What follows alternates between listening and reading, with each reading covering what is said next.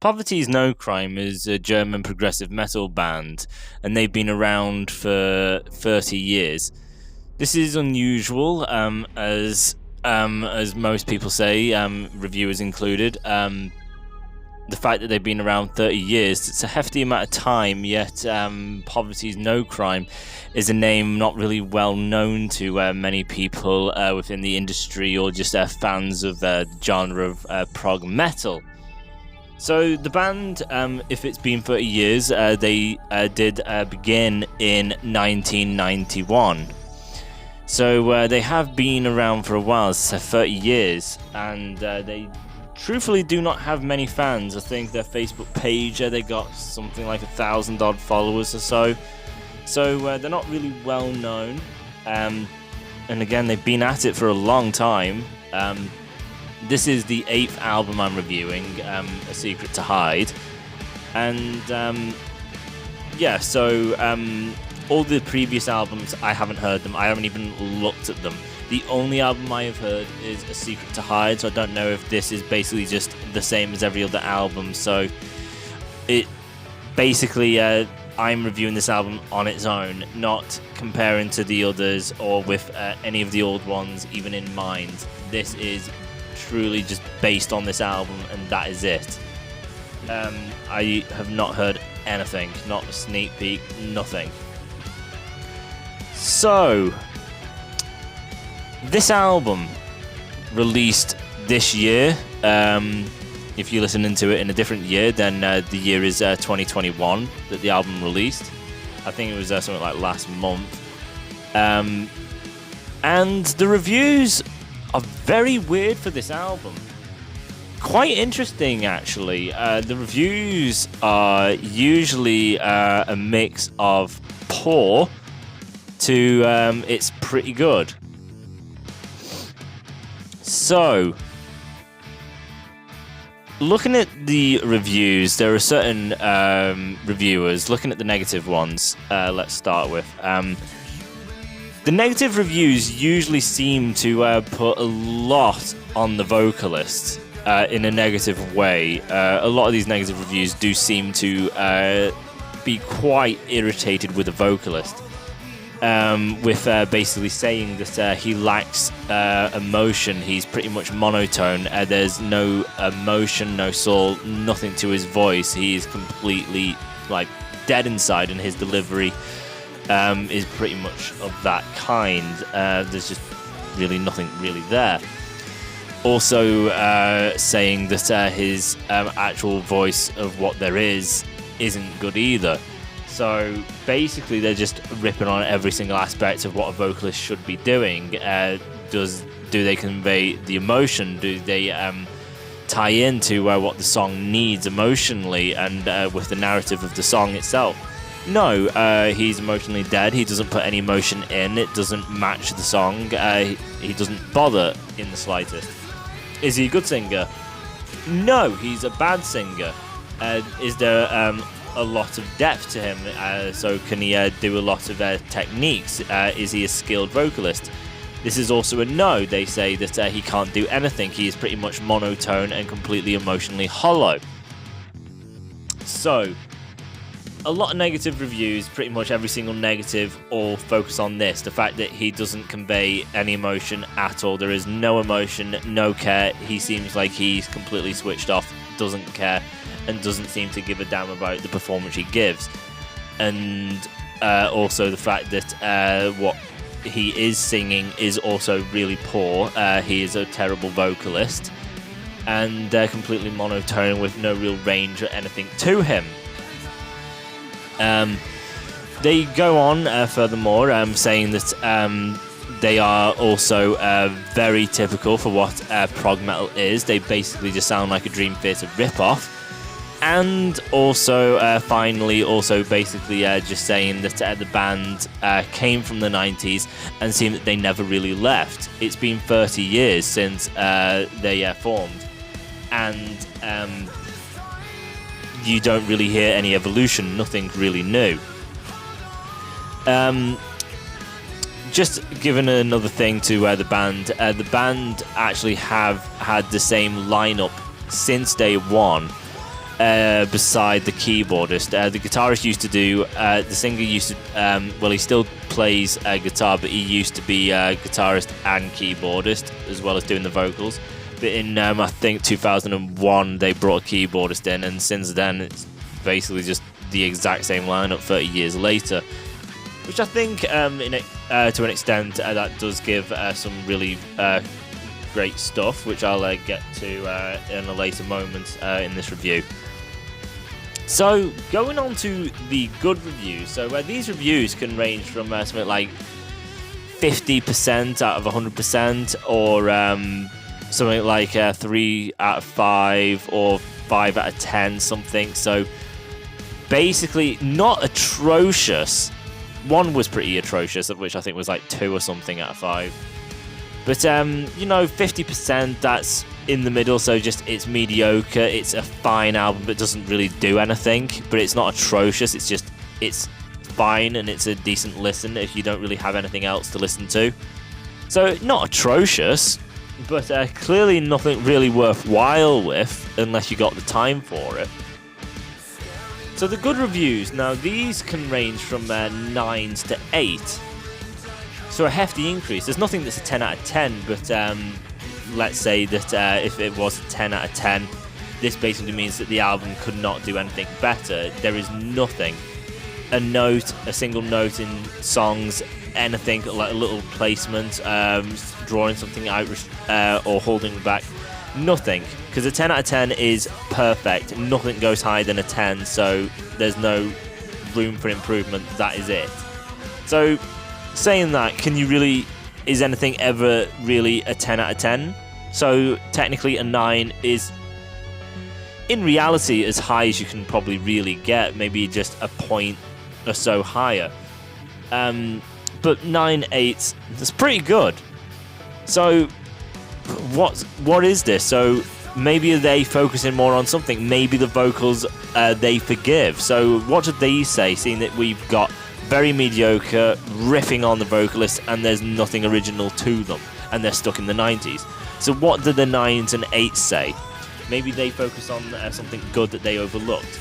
Well, no, they seem to have a different opinion altogether. These reviews say that the vocalist is very emotional in his delivery. He conveys the emotion of each song. He does it very well. He's a very strong vocalist. And also musically, even though it is accessible, there is some technique and nuances to the simplicity of what it is, which then leads to, in its simplicity, being a very complex album in itself. So it seems that the reviews are a bit all over the place. So where do I lean? Now, I lean favourably for this album, and obviously I will get into this. So what is the issue with the negatives? Are they basically just being negative for the sake of being negative? Do they not really know what they're talking about? Now, to an extent, I do think it is basically just naivety that they are judging their reviews on. From things that they're saying, I think it is basically just being short-sighted and a little naive. I do think that to an extent there is truth in what they say, but within that truth they have lost the bigger picture of what they're basically talking about. So I do think they're wrong. There is some truth to what they say, but I think that they're not really seeing the bigger picture. They're not really understanding what they're hearing. So they hear it, but without a big concept as to what they're understanding, they've come to a conclusion that is far off of what it actually is, on, as I said, their naivety. But as I said, there is some truth to it with the vocalist, with the stuck in the 90s and the simplicity of the band. There is truth to it, but again, it is basically being short-sighted and not seeing the bigger picture. The vocalist, is he similar in every song? Does he basically just deliver the same thing over and over and over again because he doesn't have any range and he doesn't convey emotion? To an extent, for a certain aspect of what I've just said, yes, but to others, they're completely wrong. So, is he emotional? Does he deliver emotion? Oh yeah, he delivers emotion. Like in the first track with the chorus, there is a great deal of emotion that the vocalist puts in. Even going into the second track, so immediately the track after, there is a whole new emotional state for this track. With the verse, it is a bit more melodic than what the previous track, Supernatural, did in the verse. And therefore, the vocalist sings with a bit more emotion. There's just a bit more sadness in his delivery. Even in the bridge section in Hollow Phrases, he goes into this really light, and it's perfectly done. It's super light, it's super bright, it's really nice, and that's emotion. It's so bright, it's so light, you can feel the emotion, you can feel the energy that he's putting into it, you can feel he's trying. And even, as I said, in Supernatural, the first track, you can feel that he's trying. Like, if you close your eyes and kind of think about how he's singing, you don't really think that he's sat on his ass, you think that he's stood up and he is putting his entire body into it. You can see him like moving his arms to kind of convey, like to push, and his entire body, his entire mindset, his soul is completely being conveyed into it. So saying he's emotionally not there, I don't really understand, and I can't really try and figure out how they got to this conclusion. As I said, he can sound similar, but as I said, I'll get into that, and maybe that's the reason why they say it's all one thing. But with the sounding familiar, it's basically the fact that everyone has the voice that is unique to them. If you hear me, that's my voice, and no one else has a voice like that. So my voice will always be my voice, and then your voice will always be your voice, and you cannot change that no matter how hard you try. There are different pitches to your voice, obviously, and there's things you can do with your voice, but your voice will always be that of your voice. And clearly, that's the singer. So saying he always sounds the same, well, yeah, because that's the singer. That's his voice. Now, again, I will give them credit where credit's due. Can he go insanely deep? Does his voice go from one extreme to another extreme? No, it doesn't. The voice he delivers, that is technically it throughout the entirety of the album.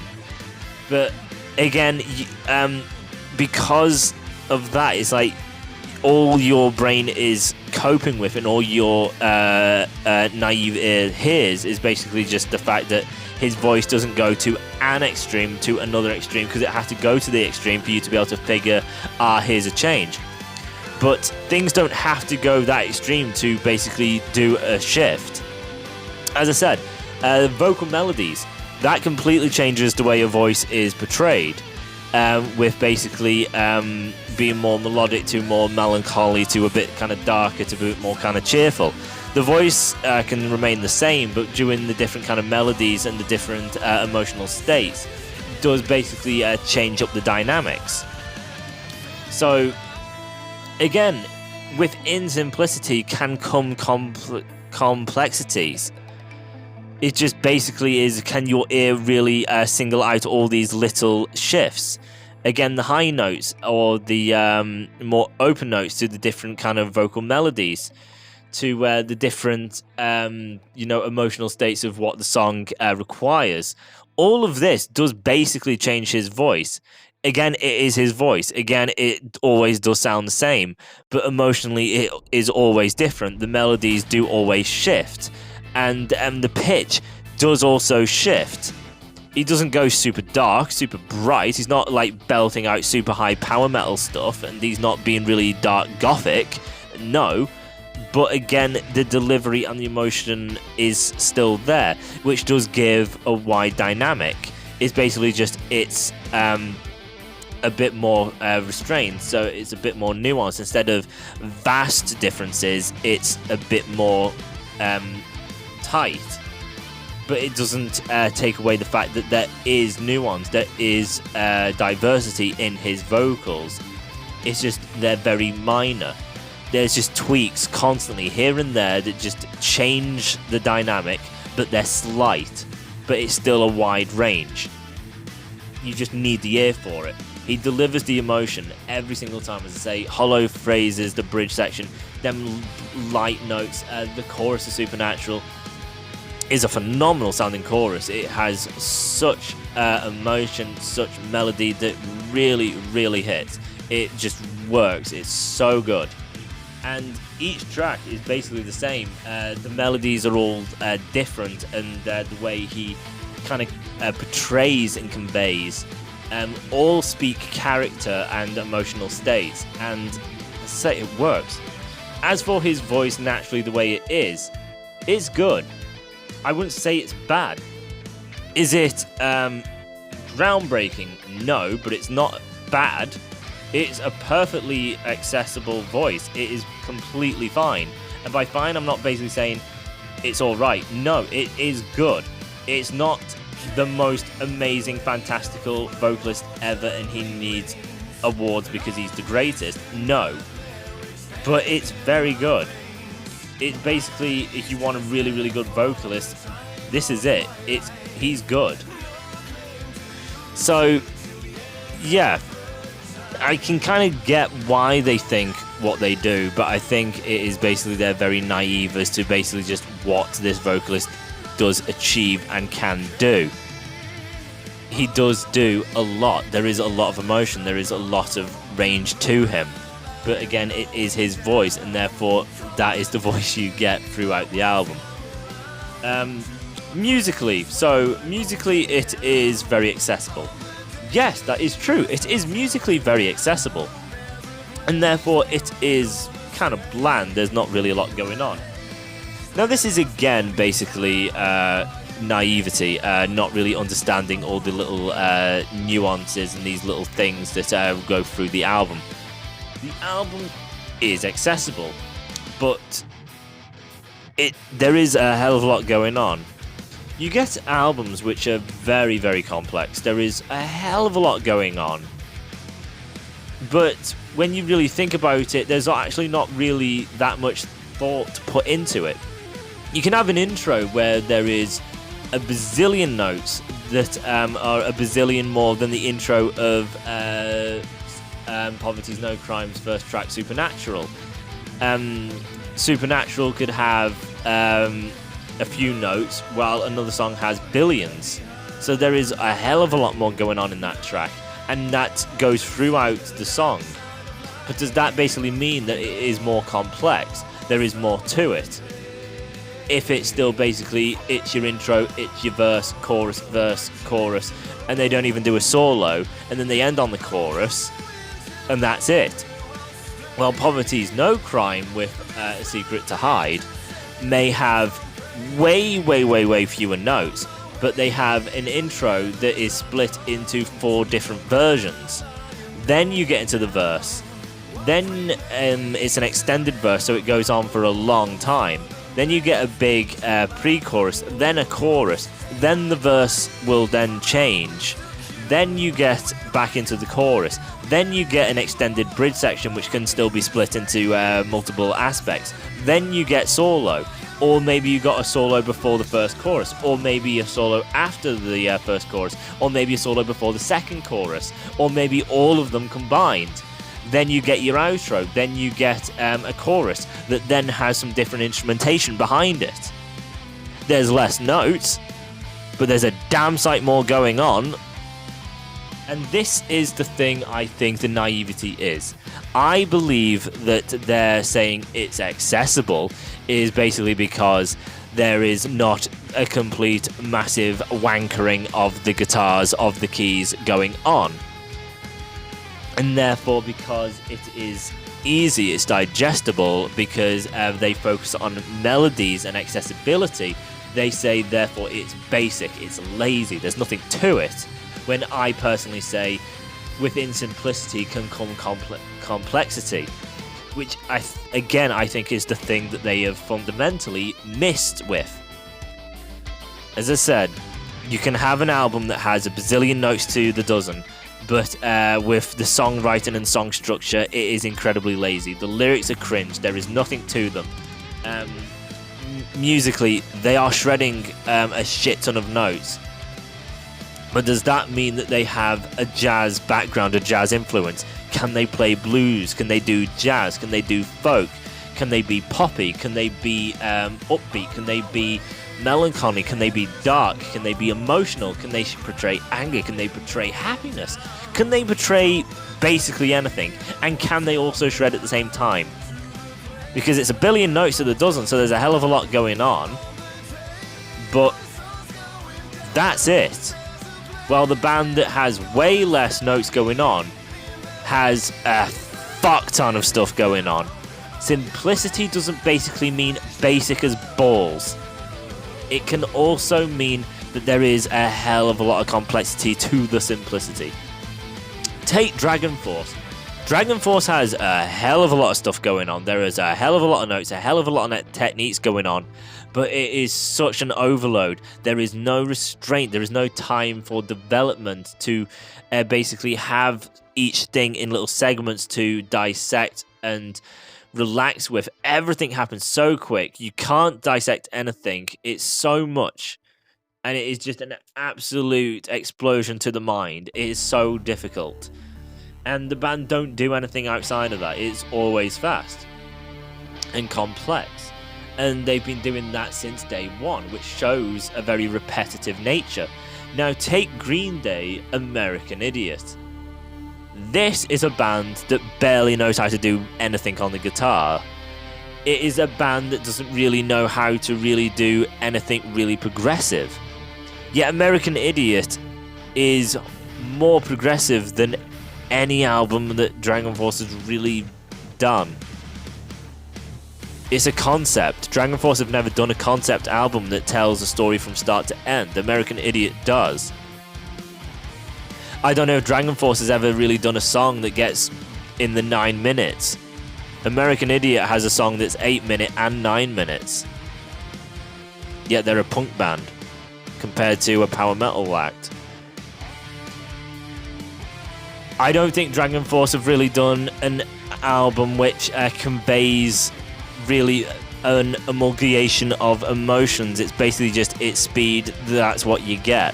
While American Idiot goes through so many different emotional states, different things. Jesus of Suburbia is a guy who is basically got everything, but it's day after day. Like, he's well known, he has friends, he has a girlfriend, but it's the same thing day in, day out, and he gets tired of it. And he's fed up of it. Does his girlfriend love him due to the fame? Does his friends love him for the fame? It's the same thing over and over and over again. That's Jesus of Suburbia. Holiday, he escapes. He's in a new area. The world is his oyster. He doesn't know where he's going. It's the journey. It's the excitement. Then there's a song about finding a guy who has it all, who's on top of his game, who he strives to be. He's the Jesus of Suburbia, but this is Saint Jimmy. Then there's a girl that he falls in love with. And then it's going through the emotional state of this girl who's a rebel. She's so epic. She's this really cool girl. And then you get near the end of the album where basically there's this Saint Jimmy, this leader, this great guy, and this girl he really likes. But they're all out having fun without him. This guy who was famous back in his day, the Jesus of Suburbia, in the towns with Saint Jimmy and the rebel girl, he's nothing. So he's out there in this new thing to get away from the old life, but then he basically does have nothing. And then he goes home, homecoming, back to his friends, back to everything, because he took for granted what he had. And then the last song, What's Her Name, is the fact that he sees the girl again. But it was a lifetime ago. Does she even remember? This big thing, this massive lesson that he learned, and then his life constantly changing and the lesson learned, and then obviously learning from her experience. Maybe it was barely anything for her. And it's like life constantly moves on. Life constantly evolves. We take things for granted. He gets stuck in a rut. He starts abusing drugs. He has the world as his oyster in Jesus Suburbia, but it's just the day in, day out. Then he goes on the holiday. He's trying to find himself. It's exciting. Adrenaline pumping. Then he crashes, and then he's like taking Novocaine. It's difficult. Then he finds a St. Jimmy. There's a girl that he adores, but then they just don't care about him. Then it's the homecoming. The album is basic, but incredibly complex. Do they shred? No. Can they sweep pick? No. Can they do much of anything outside of chords and power chords? No.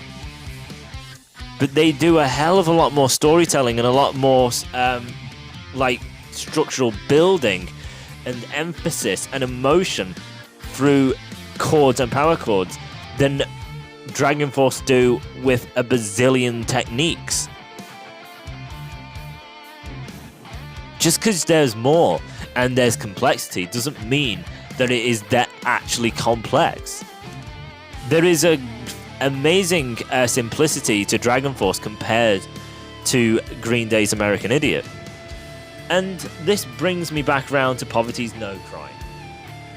Yes, it's accessible, but man, there is a hell of a lot going on. I'm not saying it's Green Day American Idiot's ways of simplicity. No, the band have talents. It's just they don't go way over the top. They know when to do it, and they know when to overplay and when to restrain.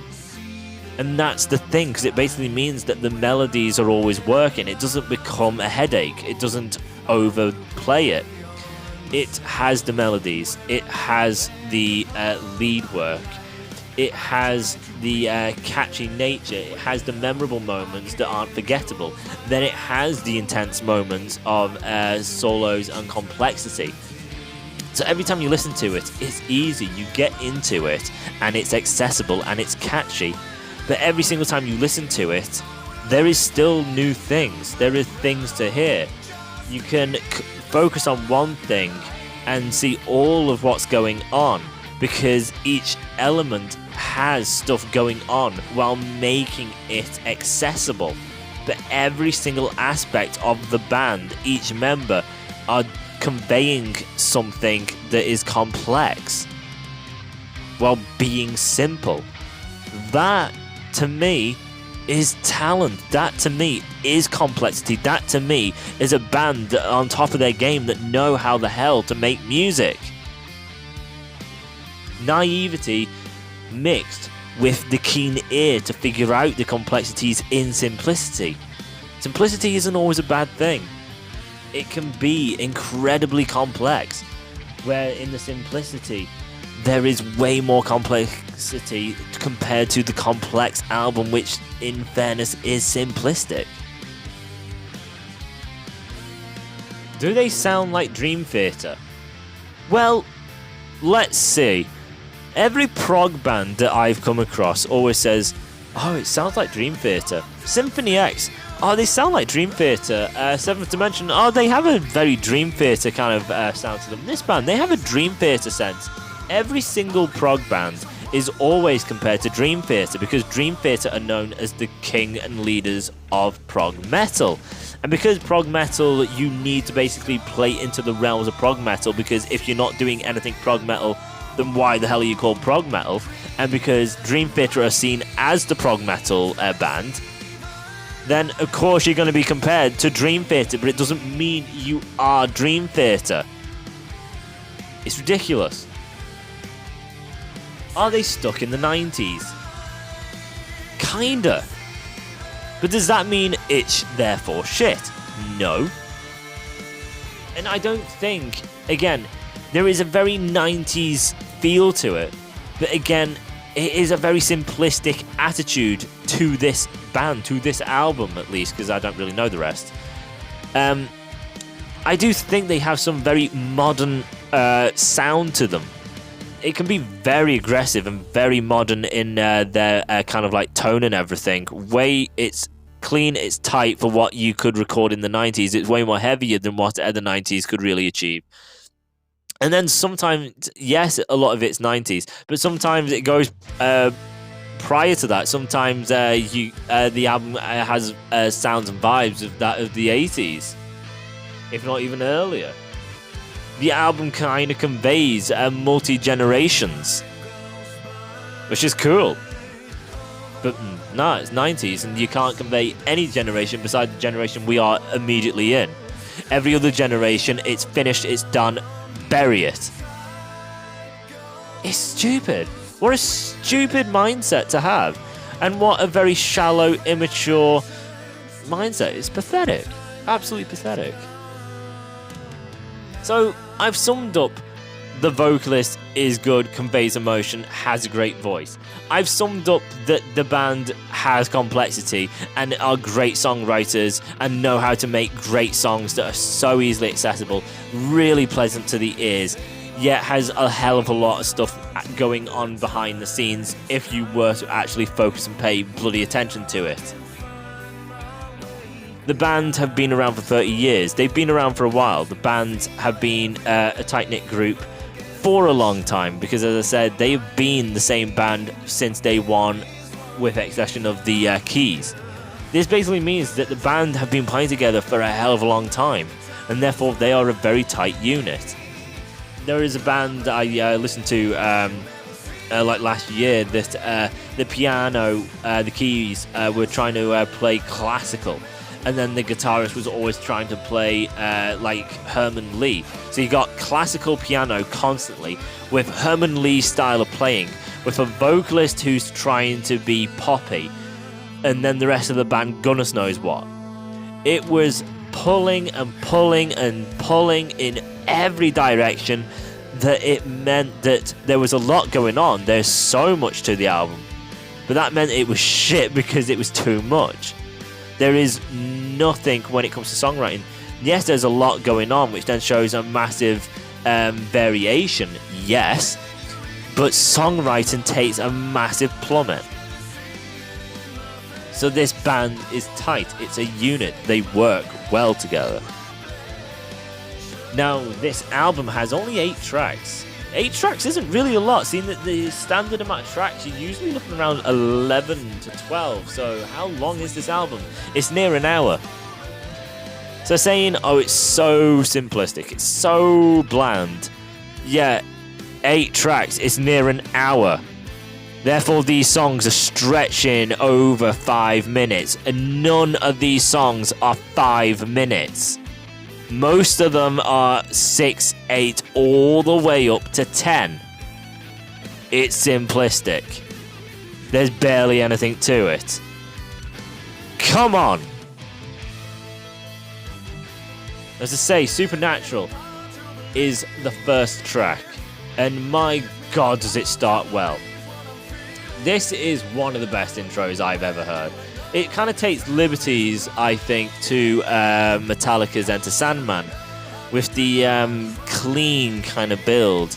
You get that riff and it's clean and it's soft, and then the electric guitar comes in with a more menacing, gritty, aggressive tone, doing bits of the riff, and then it starts adding, and then it adds, and it builds, and it builds, and then we get into the song with the incredible Enter Sandman riff. Supernatural technically goes the same way. It starts soft. There's not really much of anything going on. Then we get some keys playing with the riff. And then we get the rhythm guitar coming in. It's very quiet, the volume turned way down. And then we get the main guitar riff, the da-na-na-na, but it's turned down. And then as it keeps going, the volume is slowly increasing and increasing and increasing, and it's getting louder and louder. And that da-na-na-na, such a fantastic riff. Like, that is such an amazing riff. I wish I knew how to bloody play that. It sounds phenomenal.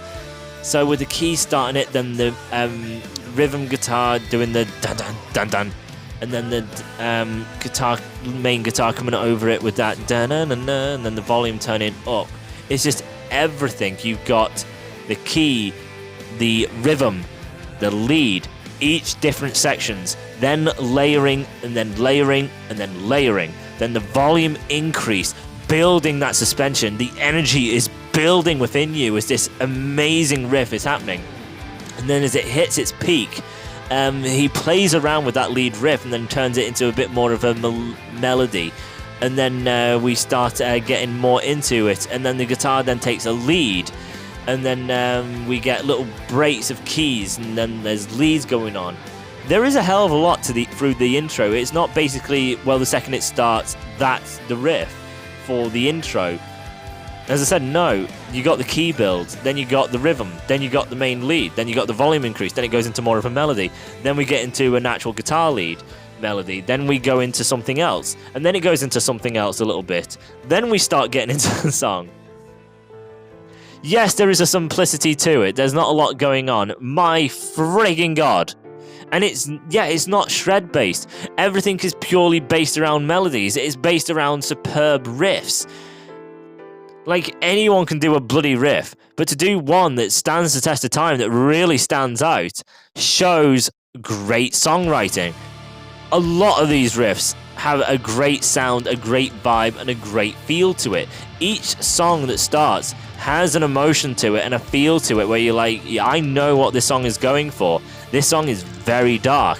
This song has more of an energy to it. This song is a bit more relaxed. You know exactly the emotion from the get-go. Basic my fucking ass. And then when the vocalist gets in, yeah, he has a 90s kind of feel to it. There is some effect to his voice as well that just gives him more of a kind of like breathy kind of vocal delivery. But it's nice. And if it works and if it's nice, who gives a fuck? And then getting into the pre-chorus, a lead kicks in. So all of that stuff that is musically going into the intro, and then the pre-chorus we get a lead. Yeah, there's barely anything going on. Dear God, what is wrong with you people?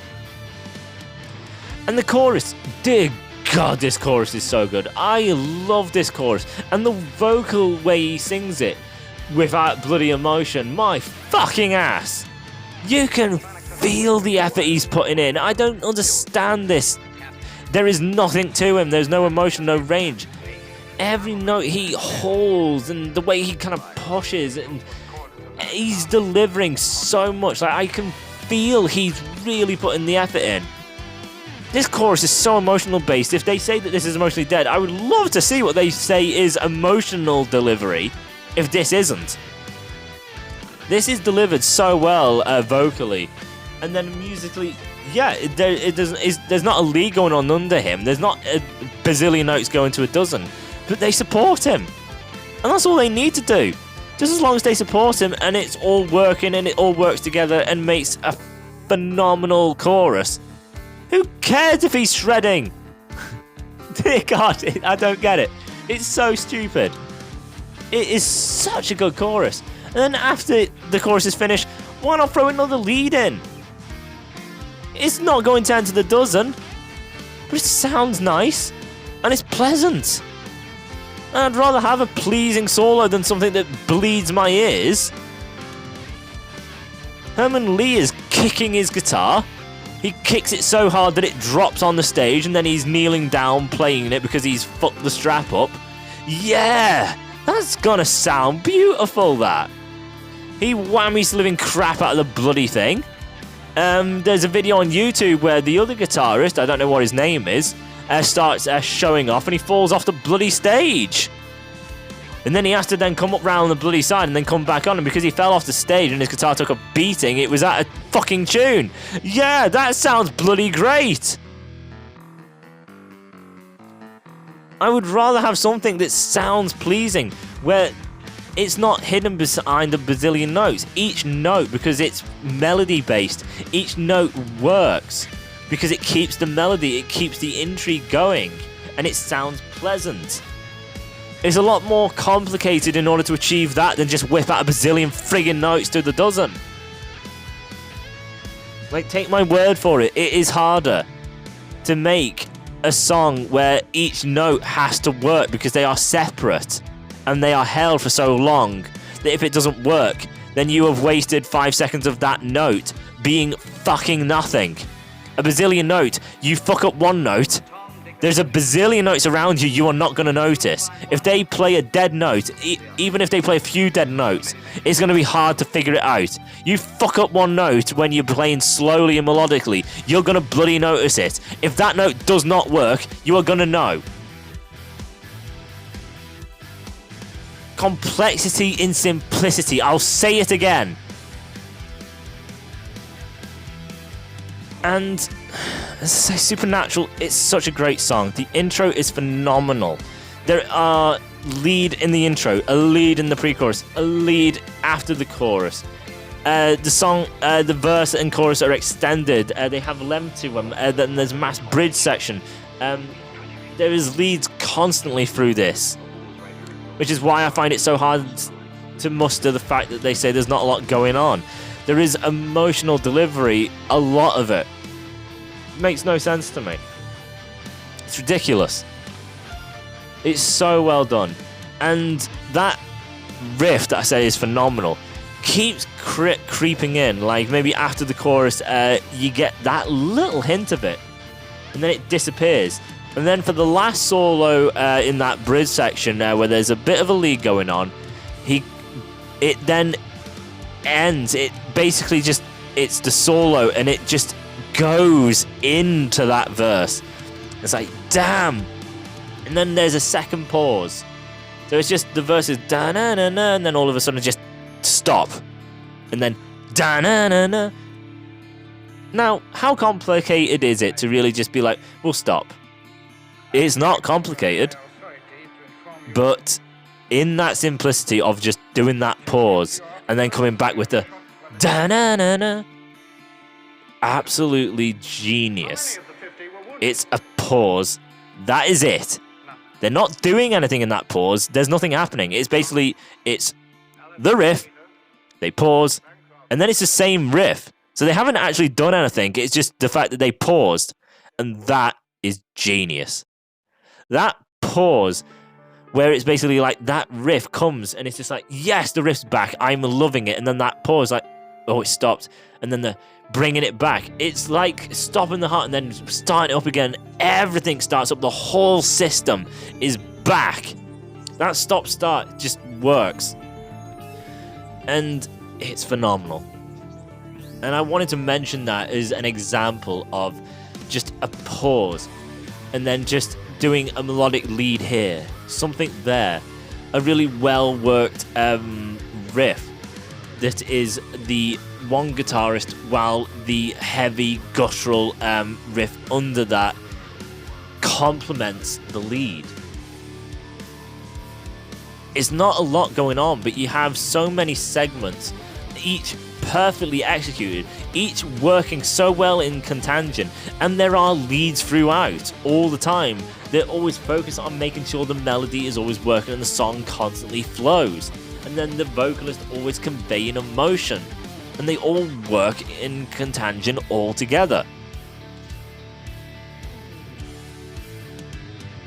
That is perfect songwriting. The next track, Hollow Phrases. The intro, again, immediately conveying what it's doing. Some great little key elements through the intro that stick out. The verse goes melodic. It's clean. The vocalist has a whole new approach to the way he does it, and then after that, the keys come in, sounding kind of Asian-y. It's quite interesting, actually. Again, just all these little nuances, just giving you this and this and this. It's like the song is always flowing naturally, so it's accessible. But it's like, here's this, here's this, here's this, here's this. The guitarist is going to do this, the second guitarist is going to do this, and the keys are going to do this, and the singer's going to do this. So there's 4 bloody things going on, but all just flow naturally and it's accessible. Damn, that is genius. Instead of, I'm going to do this, and I'm going to do this, and I'm going to do this, and none of us are going to work together, so fuck it, is a mess. This is a lot of things going on, but is easy to digest, easy to follow. It is brilliant for that. Great. Chorus for Hollow Phrases I don't think works as well as Supernatural. The Supernatural chorus is just unbelievable. So none of the choruses match up. Not saying they're crap, it's just Supernatural. Whoa, dear me. Another level. Which basically just means it's another level, so if that's just behind it, then it's still a pretty high level, right? So, and then Hollow Phrases, the second verse afterwards, isn't melodic. It goes a bit heavier, so the guitars aren't as clean. They're a bit more kind of aggressive, and the vocals are technically doing the same. So the vocalist is basically singing exactly the same as the first one, but emotionally sounds different, and that's because the music behind him completely shifts tone. So even though he's singing exactly the same, it completely shifts his point of view, his entire dynamic. It's quite interesting, really. So you just hear him when he's singing with the music being like that, and then hear the way he sings when everything's turned up, and just how that completely changes the dynamics of his voice without him really actually doing much. Really interesting. But that again shows the great dynamics and understanding the band have and work together in unison. It's absolutely phenomenal. Brilliant, brilliant stuff. And again, the leads are kind of throughout. It's kind of hard to say where the actual lead is, because whenever you get the opportunity or wherever there's a chance or wherever something will kind of work, there's just a little lead that's always thrown in. It's hard to really know where the solo actually is. Like, Hollow Phrases is the main solo after the first chorus? It might be. But kind of tricky to know, because there are other solos afterwards. Are all of them a main solo? No, because some of them are quite short. They're just leads there for the sake of there may as well be a lead instead of being basic as fuck. And just doing nothing. Show off. Make the music sing. Instead of the vocalist always taking the actual singing and the storytelling, the music can also portray it.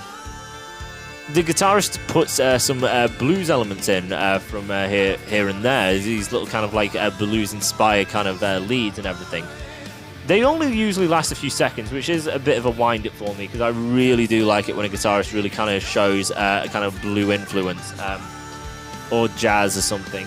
Really nice. And the fact that it's just a few seconds is a little irritating, but the fact that, as I said, the music and the flow and everything, and the fact that you got keys that kind of sound Asian and they kind of shift through eras and things of being modern to 90s to maybe even 80s.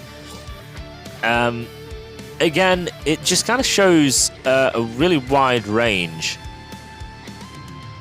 And again, nothing really wrong with that. Not that I think. So the little blues thing is just like, it's again just another tweak, another show of just massive dynamics.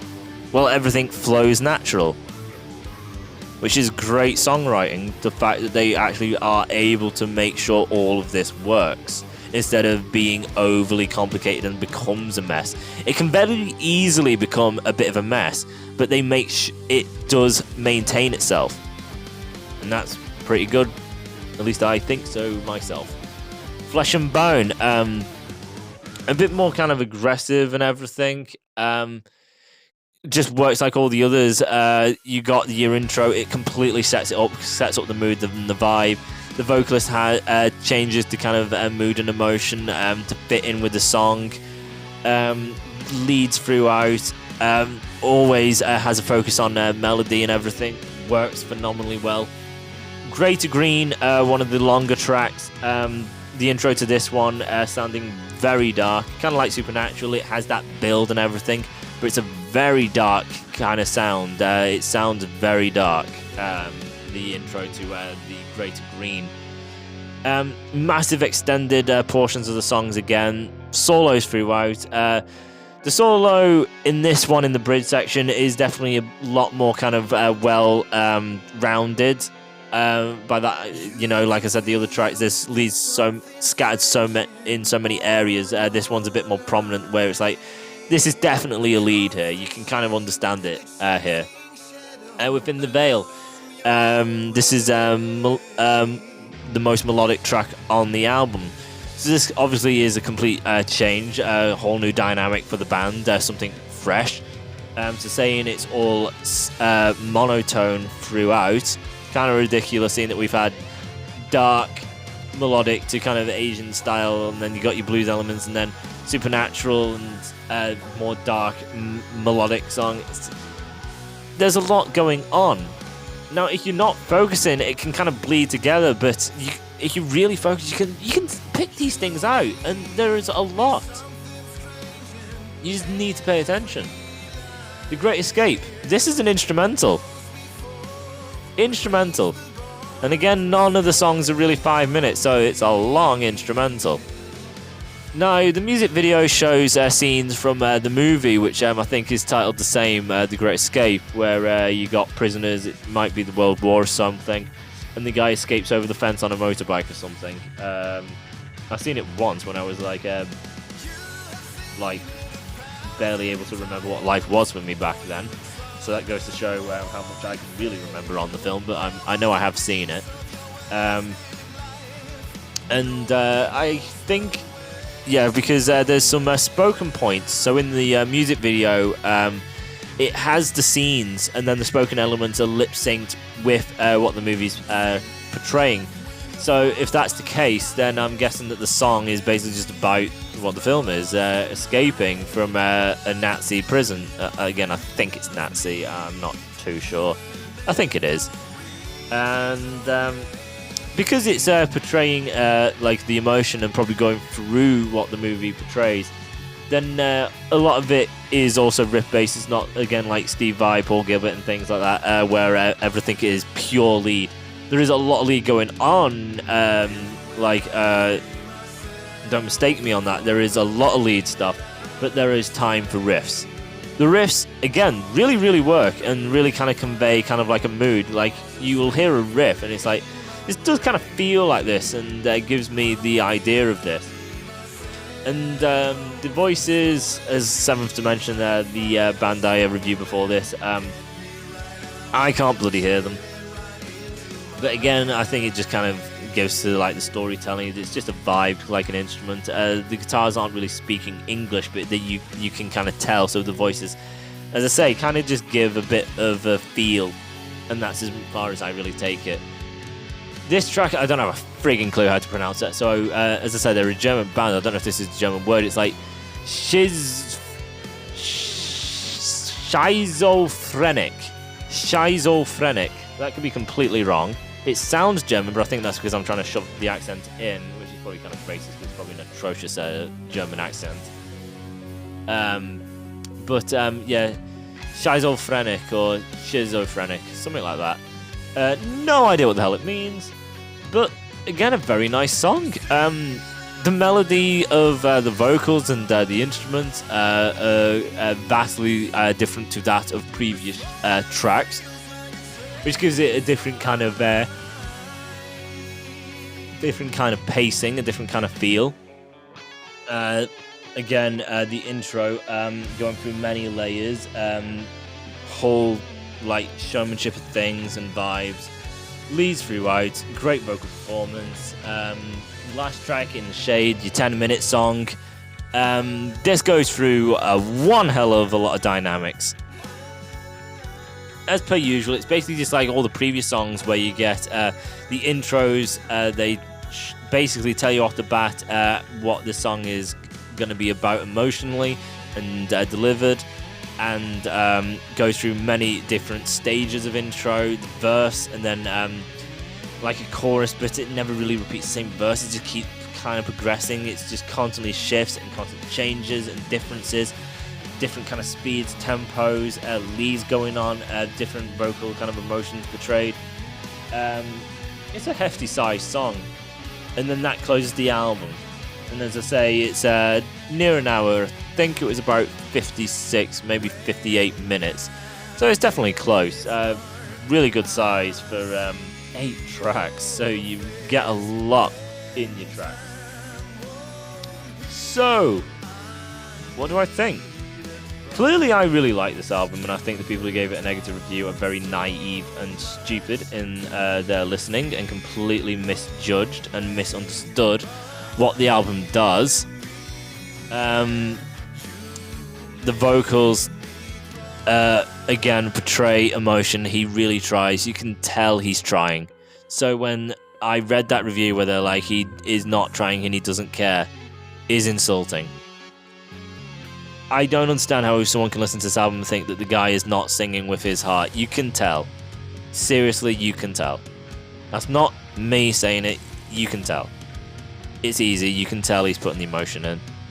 Like, just listen to that chorus, Supernatural. You can feel the energy he's putting into that. You can really tell he's trying. And again, his voice naturally is fine. When I hear monotone for vocalists, so if you want to take not my opinion on the vocals as just, and are thinking, well, maybe the other guy is right what I'm talking about, then fine.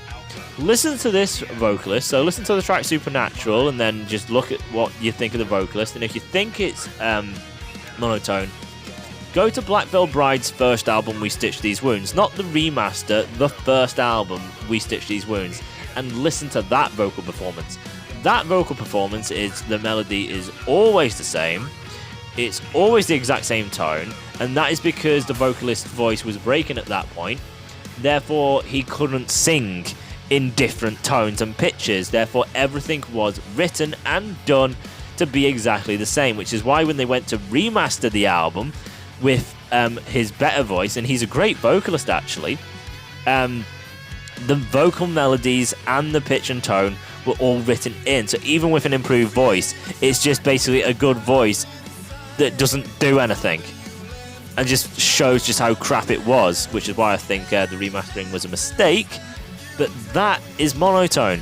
You think this is monotone? Listen to that and you'll understand, yeah, that's monotone. So clearly this vocalist is not being monotone. There is something to him, and it is, again, the nuances of emotions and delivery. It's always the same voice. He doesn't go through vast characters of different voices and he puts voices on. No, it is always his voice, but the emotion and the delivery is always changed, and pitches. Hollow phrases for saying his vocals are shit. Hollow phrases, that bridge section with that light notes that he hits. They're hard notes. They're not easy to convey, and he does it so natural and so organically. To say he's a crap vocalist, just shut the fuck up. Like, seriously. And then it sounds like Dream Theater. Every prog metal album sounds like fucking Dream Theater, and I'm fed up of hearing it. So that's crap. That's bollocks. And it sounds like it's in the 90s. Yeah, it can do. So fucking what? Modern bands sound like they're made modernly. Maiden in the 80s sounds like it was made in the 80s. So friggin' what? Were they not supposed to? A modern band's not supposed to just sound modern, and if you're made in the 90s, you're not supposed to sound 90s. And everything is always supposed to sound modern. Well, guess what? It sounds 90s, it sounds 80s, it sounds modern. As I said, at one point it sounded Asian, at some points it sounds way more key orientated. Sometimes there's leads going on, sometimes it sounds darker. It sounds like a shit ton of things. Dear God. The lead work through the album is always on show, always on point, without overstepping itself. It has that restraint, it maintains its melodies, the leads are always there, the instrumental is brilliant, the vocals I personally think are great. Will it be for everyone? Maybe not. As I say, it's not the greatest, most phenomenal vocalist I've ever bloody heard. And if it's a voice which you're not really keen on, well, then it probably may not work. But it doesn't mean that he is a crap vocalist because it's a voice that isn't for you. It's a voice that isn't for you. His vocal ability is still great. The song structuring and everything works. The band unison really works. The riffs are all absolutely brilliant. The emotional and tones and the vibes and everything all really, really work and are on point. So this album released in 2021. How is it in comparison to all the other albums? So, basically, my album of the year so far is Seventh Dimension's Black Sky. The only other albums that have really come close is Evergrey, Dark Phoenix, or whatever that really was, but I found that to be kind of disappointing. it's still an alright album and I can listen to it, but it's not something I would really want to class as it even comes second best, because I don't think they've done good enough and I don't want to give them that satisfaction. Then there's Auden Ogan with their newest album, Final Hours, I think it is. That's a great album, like, it's a lot of fun, but outside of that, there's not much else really to it. It's a really fun album, but it's not something which is like very, like this, like genius, well thought out. There's a lot to it. It's fun, and then outside of that, then it starts lacking. Seventh Dimension has a lot going on. They're very structured. It was very focused. There was leads throughout. It was a solid album. That was my album of the year. Poverty's No Crime Secret to Hide is its rival. I gave Seventh Dimension a 9 out of 10. I give this a 9 out of 10. They are equal. I don't really know which one's better. Seventh Dimension have their thing. This band has their thing. They're kind of the same, but also at the same time completely different, these two things. But nevertheless, this is runner for album of the year. And a 9 out of 10 is very high for me. I really like this album. And I would suggest getting it.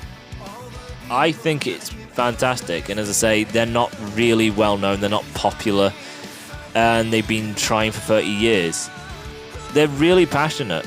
And the band has been together as a unit the whole time. And as I said, the vocalist, you can feel the passion, hitting the effort. So buy the album, support them. Make sure that they stay around for another one. And that's it from me. So I'll see you in the next video, guys. Bye.